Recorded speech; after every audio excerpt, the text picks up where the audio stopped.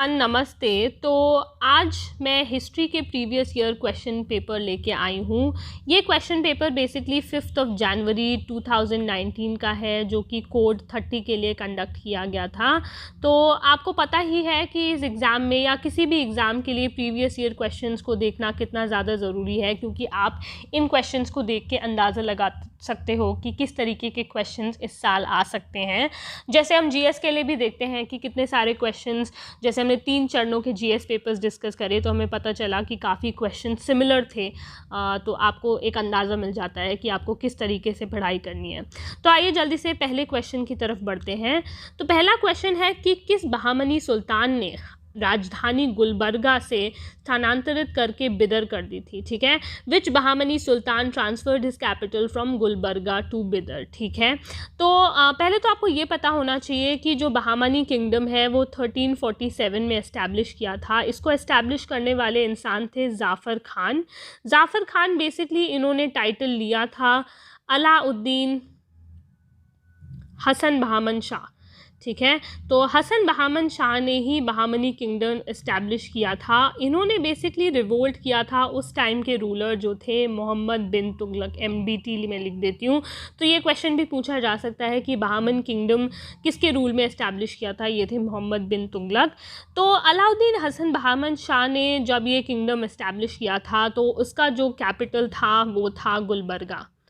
ठीक है, और ये गुलबर्गा जो कैपिटल था ये रहा 1347 से लेके 1425 तक। बाद में इस कैपिटल को ट्रांसफ़र कर दिया गया और बिदर कैपिटल बना दिया गया। तो ये किसने काम किया था? ये किया था अहमद शाह वन ने। अहमद शाह वन ने ही इस कैपिटल को ट्रांसफ़र किया था गुलबर्गा से बिदर।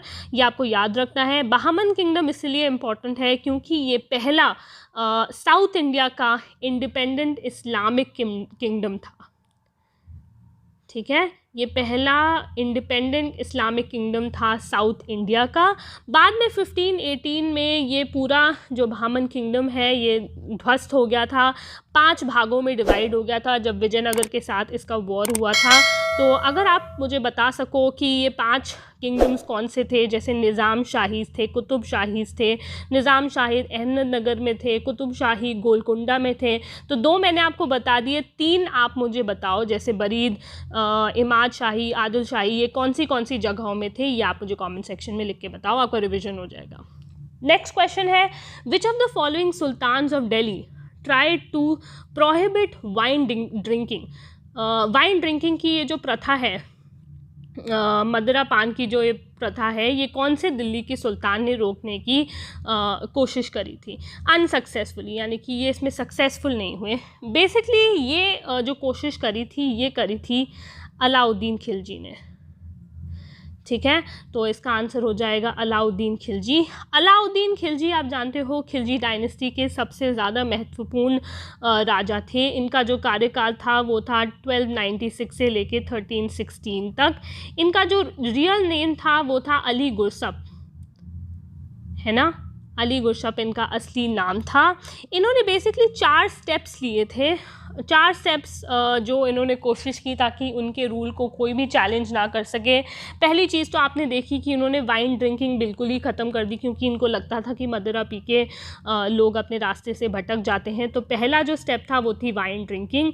दूसरा जो स्टेप था वो ये था कि वो अपने ऑफिसर्स को अपनी परमिशन के बिना गैदरिंग करने की या मैरिज करने की परमिशन इनको नहीं थी। तो लोगों को पहले कोई भी गैदरिंग करने से पहले अलाउद्दीन खिलजी से परमिशन लेनी पड़ती थी। तीसरी जो चीज़ थी, जितने भी प्रिविलेजेस थे जो खुद्स और मुकद्दम्स को दिए गए थे वो उन्होंने अबॉलिश कर दिए थे। खुद सा मुकद्दम आप जानते हो लार्ज लैंड ओनर्स और जो विलेज हेडमैन होते हैं उनको बोला जाता है।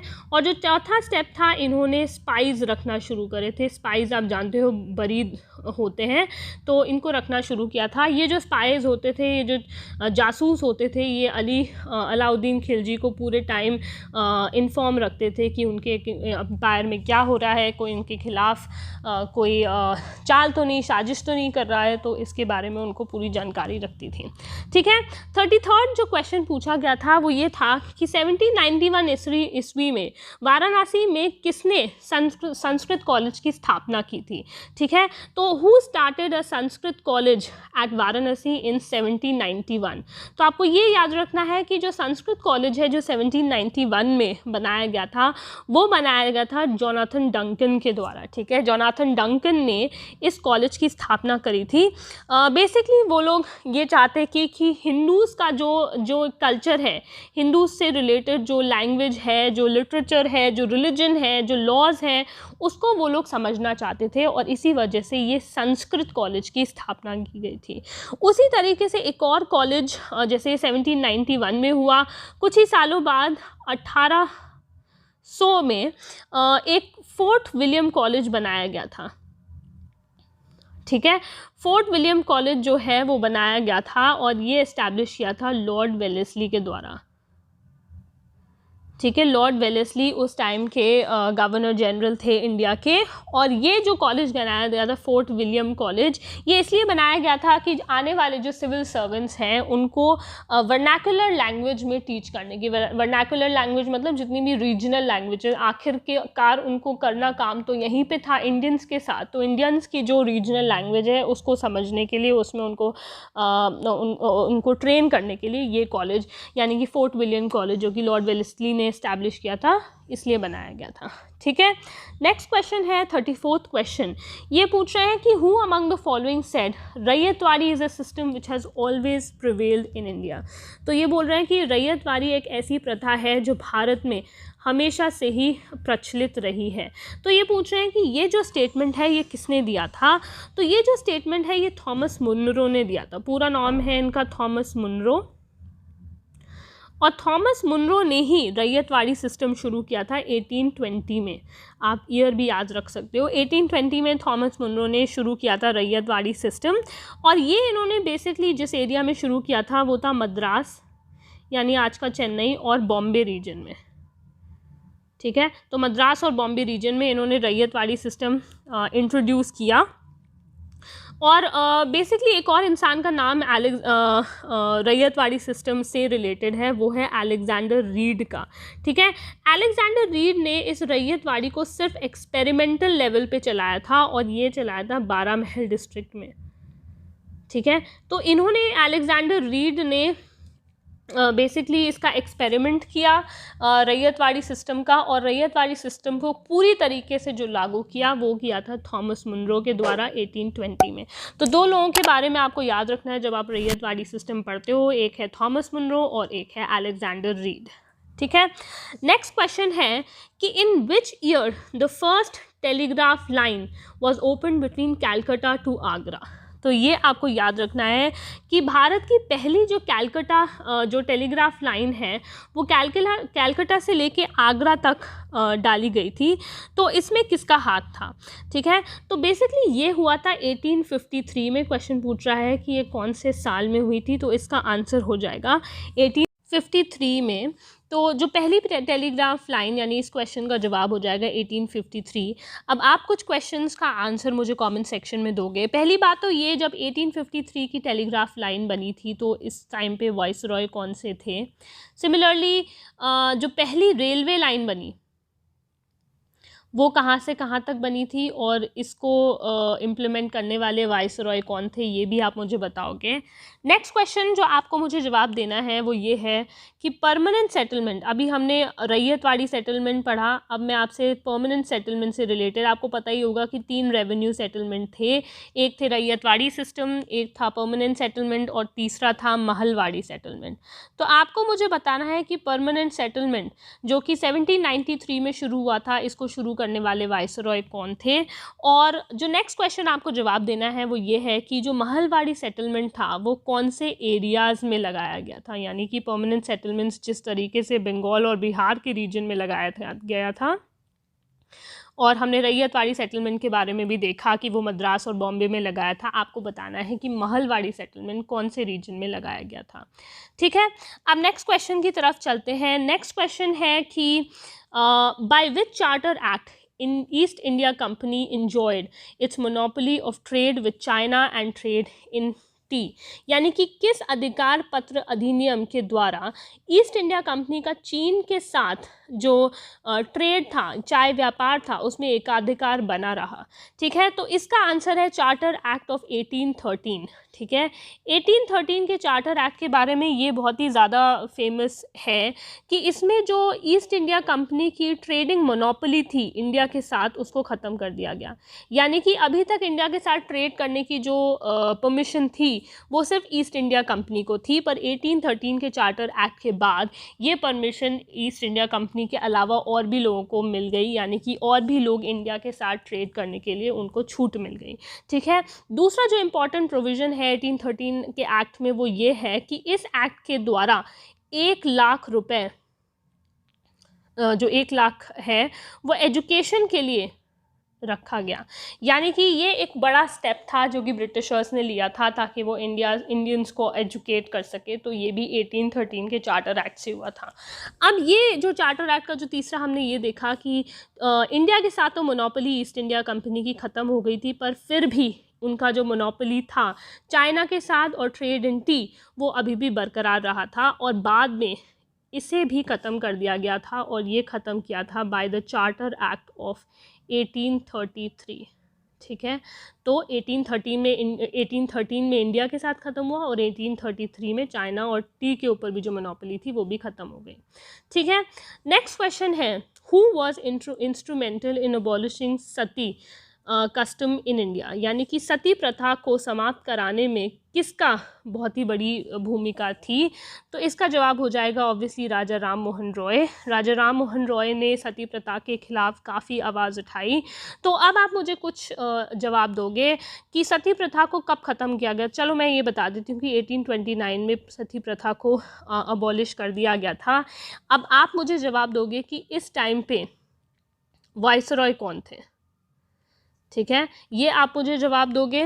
नेक्स्ट क्वेश्चन जो आप मुझे जवाब दोगे वो ये है कि राजा राम मोहन रॉय ने एक समाज की स्थापना करी थी, उस समाज का क्या नाम है और वो कौन से साल में इसकी स्थापना हुई थी। ठीक है, जैसे कि स्वामी दयानंद सरस्वती ने आर्य समाज की स्थापना करी थी, उससे पहले ही एक समाज की स्थापना करी गई थी जो राजा राम मोहन रॉय ने करी थी। तो आप इसका जवाब मुझे कमेंट सेक्शन में दोगे। ठीक है, अब नेक्स्ट क्वेश्चन है, who among the following was the leader of Ghadar party? यानी कि निम्नलिखित में से कौन गदर पार्टी का नेता था? ठीक है, तो इसका जवाब हो जाएगा लाला हरदयाल। बहुत ही इजी क्वेश्चन है। लाला हरदयाल ने 1913 में सैन फ्रांसिस्को में ये पार्टी शुरू करी थी।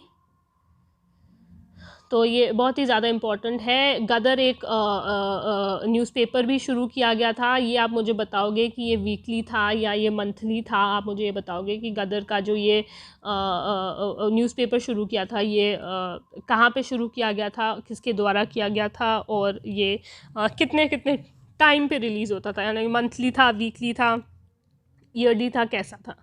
ठीक है, नेक्स्ट क्वेश्चन जो पूछा गया था वो ये था कि who was the founder of राष्ट्रीय स्वयं सेवक संघ? ठीक है, अब ये जो मैं क्वेश्चंस आपसे डिस्कस कर रही हूँ ये पीडीएफ मैं अपने टेलीग्राम चैनल पे डाल दूँगी, तो आप टेलीग्राम पे जाके ये पीडीएफ ले सकते हो अपने फर्दर रिवीजन के लिए। और दूसरी चीज़ जो मुझे कहनी है वो ये है कि हिस्ट्री के पेपर में आपको यूजीसी नेट में भी जो भी क्वेश्चंस पूछे गए हैं प्रीवियस ईयर के वो भी बहुत ज़्यादा इंपॉर्टेंट रहते हैं, क्योंकि उसी तरीके के क्वेश्चंस यहाँ पे भी पूछे जाते हैं। तो इस पेपर को डिस्कस करने के बाद मैं यूजीसी की एक सीरीज़ शुरू करूँगी प्रीवियस ईयर की, ताकि हम लोग हिस्ट्री से रिलेटेड जितने भी इंपॉर्टेंट क्वेश्चंस बनते हैं उनको भी यहाँ पर डिस्कस कर लें। ठीक है, तो क्वेश्चन हम 39 डिस्कस कर रहे हैं। क्वेश्चन है, who was the founder of राष्ट्रीय स्वयं सेवक संघ यानी कि आरएसएस, यानी कि राष्ट्रीय स्वयं सेवक संघ के संस्थापक कौन थे? तो इसका आंसर है बलराम केशव हेगड़ेवार। ठीक है, तो इसका आंसर है हेगड़ेवार जी। तो ये जो आरएसएस है ये 1925 में इस्टेब्लिश किया गया था, और हेगड़ेवार इसका जो हेडक्वार्टर्स है इन्होंने ये नागपुर रखा था। ठीक है, तो ये महाराष्ट्र के नागपुर में इसका हेडक्वार्टर्स था और 1925 में इसे इस्टेब्लिश किया गया था। नेक्स्ट क्वेश्चन जो है वो who became famous by the pet name of Lokhitwadi, यानी कि कौन अपने लोकहितवादी से प्रसिद्ध हुए थे। ठीक है, तो इसका जवाब है गोपाल हरि देशमुख। ये बहुत ही ज़्यादा इम्पॉर्टेंट है। गोपाल हरि देशमुख महाराष्ट्र के एक पॉलिटिकल लीडर थे, तो इनको ही लोकहितवादी के नाम से जाना जाता था। ठीक है, नेक्स्ट क्वेश्चन अब है the Indian press was freed of restrictions in 1835। ठीक है, इंडियन प्रेस के ऊपर बहुत सारी रिस्ट्रिक्शंस थी, तो वो जो रिस्ट्रिक्शंस थी वो किसने ख़त्म कर दी थी? तो इसका जवाब 1835 में, इसका जवाब है Lord Metcalfe, Lord Charles Metcalfe इसका जवाब है। 1835 में प्रेस को रिस्ट्रिक्शन से हटा दिया गया था। लॉर्ड मैकॉले जो है वो अपने एजुकेशनल रिफॉर्म्स के लिए जाने जाते हैं, तो आप मुझे कमेंट सेक्शन में लिख के बताएं कि लॉर्ड मैकॉले की खासियत क्या है, उन्हें क्यों जाना जाता है। बाकी आपको पता है कि इस क्वेश्चन का जो जवाब है वो है चार्ल्स मेटकाल्फ। ठीक है, नेक्स्ट क्वेश्चन है कि Kawasji Nanabhai started the first textile mill. ठीक है, और ये कहाँ पे शुरू करी थी? 1853 में इन्होंने ये शुरू करी थी बॉम्बे में। ठीक है, तो क्वेश्चन था कि कावसजी नानाभाई ने 1853 में सर्वप्रथम वस्त्रोद्योग लगाई थी। तो ये जो टेक्सटाइल है कहाँ पे शुरू करी थी? ये बॉम्बे में शुरू करी गई थी। अब इसी से रिलेटेड एक और फैक्ट है जो आपको याद रखनी है कि इंडिया में जो फर्स्ट जूट टेक्सटाइल मिल थी वो कहाँ पे लगाई थी? तो ये आपको याद रखना है, ये रिश्रा एक जगह है बंगाल में, वहाँ पे लगाई गई थी। ठीक है, तो इस तरीके से जो हम क्वेश्चंस डिस्कस कर रहे हैं उससे रिलेटेड चीज़ें भी आपको याद रखनी है। मैं आने वाले टाइम पे बहुत सारी हिस्ट्री की वीडियोस लेके आऊँगी ताकि हम हिस्ट्री के काफ़ी सारे MCQs डिस्कस कर लें।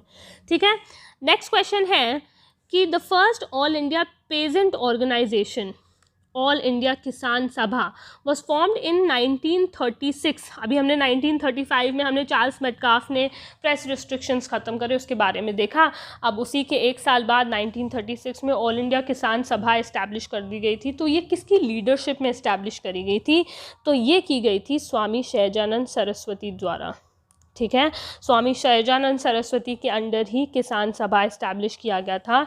इसी क्वेश्चन से रिलेटेड है कि all India trade union Congress ये कब इस्टेब्लिश की थी? ये इस्टेब्लिश की थी 1920 में, और इसमें जो लीडरशिप निभाई थी वो निभाई थी लाला लाजपत राय ने।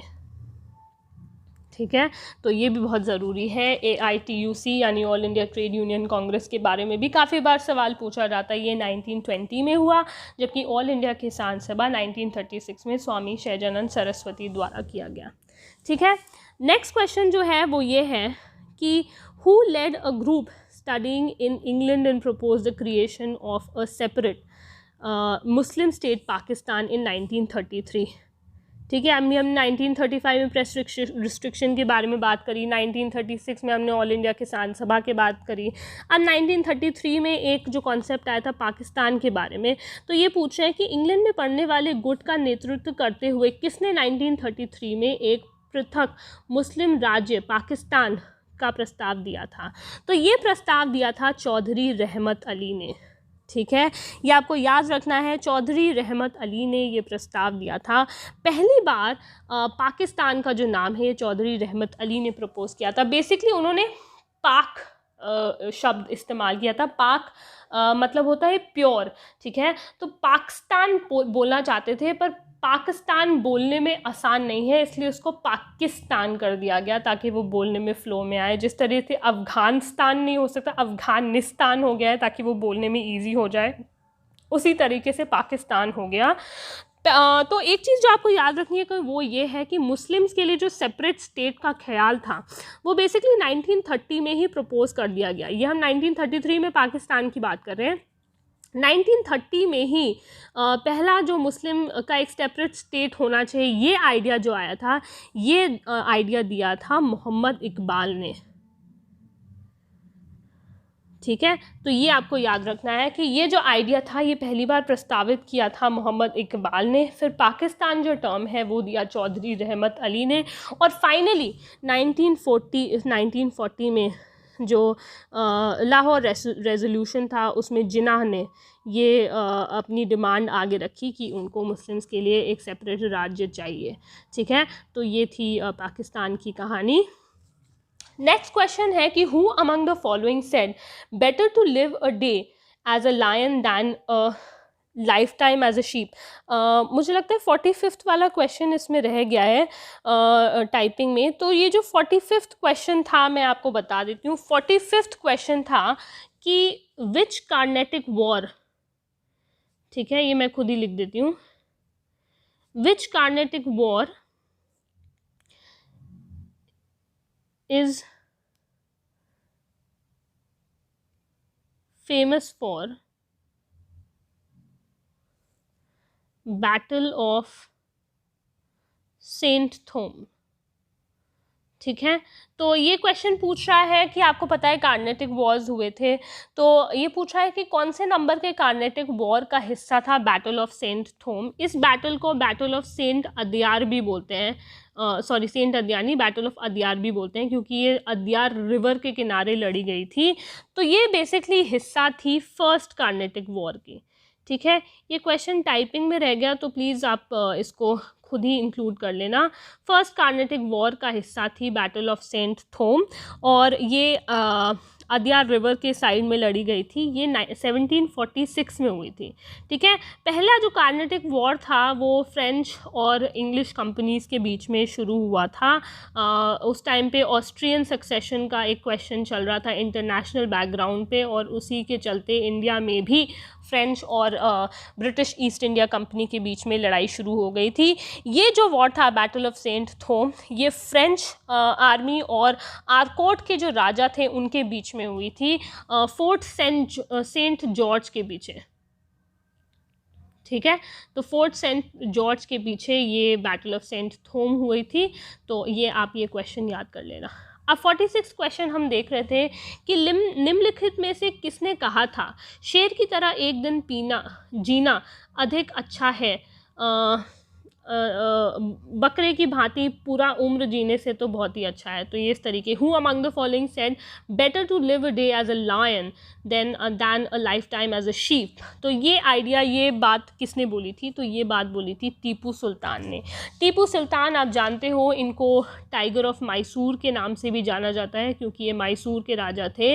ये बेटे थे हैदर अली के, हैदर अली को भी आप जानते हो। तो टीपू सुल्तान टाइगर ऑफ मैसूर हैदर अली के सन थे ये, और इनका जो कैपिटल था वो श्रीरंगपट्टनम था, ठीक है, श्रीरंगपट्टनम था।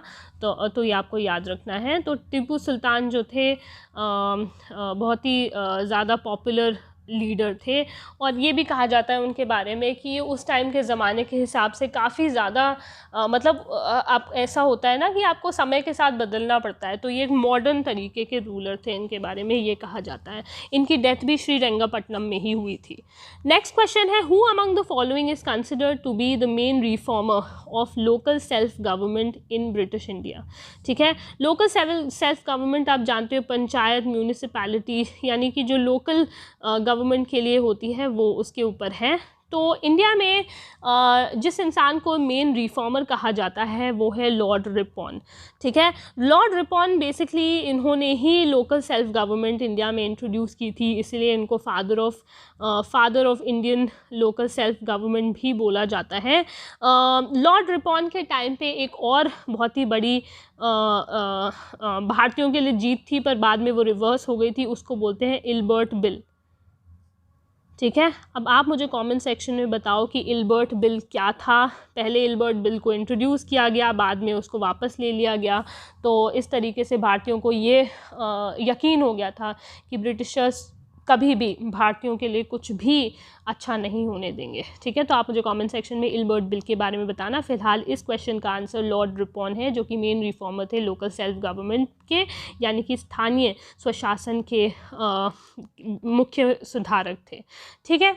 नेक्स्ट क्वेश्चन है, who among the following introduce 4 circuit courts, यानी कि निम्नलिखित में से किसने 4 परिधीय न्यायालयों सर्किट कोर्ट्स को आरंभ किया। तो ये जो इंसान थे वो थे लॉर्ड कॉर्नवालिस। बेसिकली ये जो 4 सर्किट कोर्ट थे, 3 थे बंगाल में और एक था बिहार में।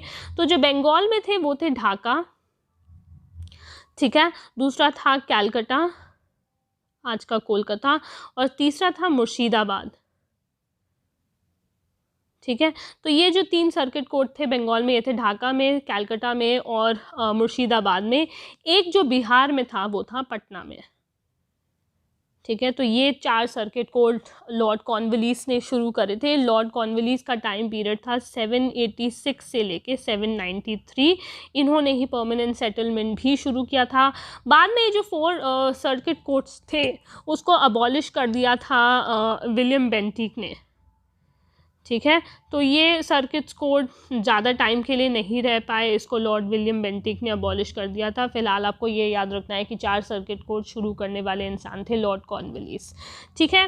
नेक्स्ट क्वेश्चन जो है वो ये है कि how much percentage of the eligible voters cast their votes in the first general election. आपको पता है कि पहला जनरल इलेक्शन हुआ था 1951-52 में।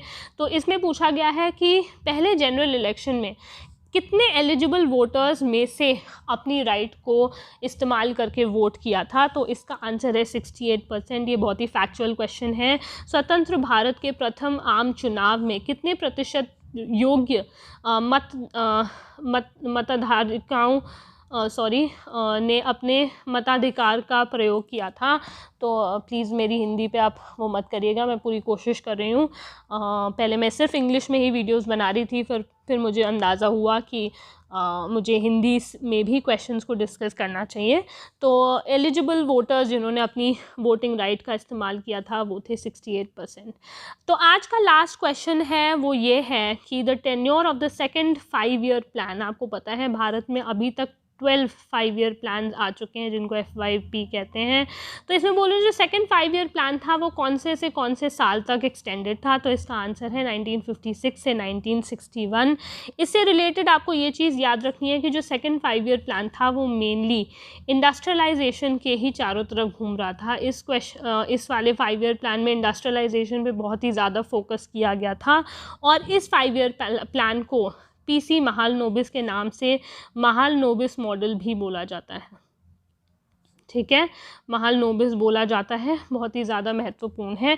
अब आप कमेंट सेक्शन में मुझे ये बताओ कि जो फर्स्ट 5 ईयर प्लान था उसको, जैसे सेकंड 5 ईयर को महालनोबिस प्लान बोलते हैं, इसको कौन सा प्लान बोलते हैं, आपको मुझे ये बताना है फर्स्ट 5 ईयर प्लान को, ठीक है। तो ये थे आज के शुरू के 20 क्वेश्चंस। नेक्स्ट जो 2 वीडियोस हैं मैं वो भी लेके आऊँगी और उन 2 वीडियोस के साथ काफ़ी सारी हर क्वेश्चन के साथ एक्स्ट्रा इन्फॉर्मेशन डिस्कस करेंगे। तो until next time, take care, bye bye.